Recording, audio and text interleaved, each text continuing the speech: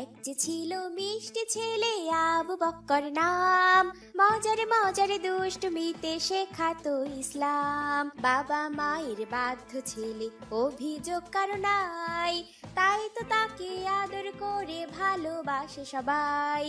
আবু বক্করের সাথে ইসলামের পথে।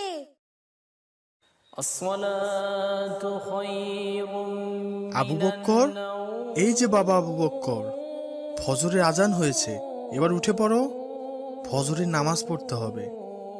এই যে বাবা, ওঠো, সূর্যোদয়ের আগেই ফজরের নামাজ পড়তে হয়।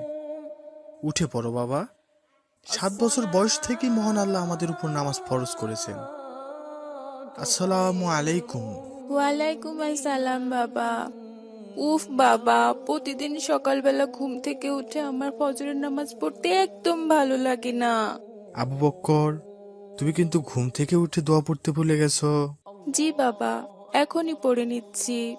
আলহামদুলিল্লাহ হিল্লাজি আহিয়ানা বাদানা আমাতানা ওয়া ইলাইহিন নশুর। এবার চলো নামাজ আদায় করি। আমার ফজরের নামাজ পড়তে ভালো লাগে না বাবা। মা, মা, সকালের নাস্তা কি তৈরি হয়েছে মা? খেতে দাও না মা, আমার খুব ক্ষুধা পেয়েছে। এই তো আসছি বাবা, একটু অপেক্ষা করো। আহা বাবা, দেখো না আমার হাত খুব জ্বলে যাচ্ছে। মা, দেখো না আমার হাত খুব জ্বলে যাচ্ছে। মা, আমার খুব কষ্ট হচ্ছে। বাবা দেখো না।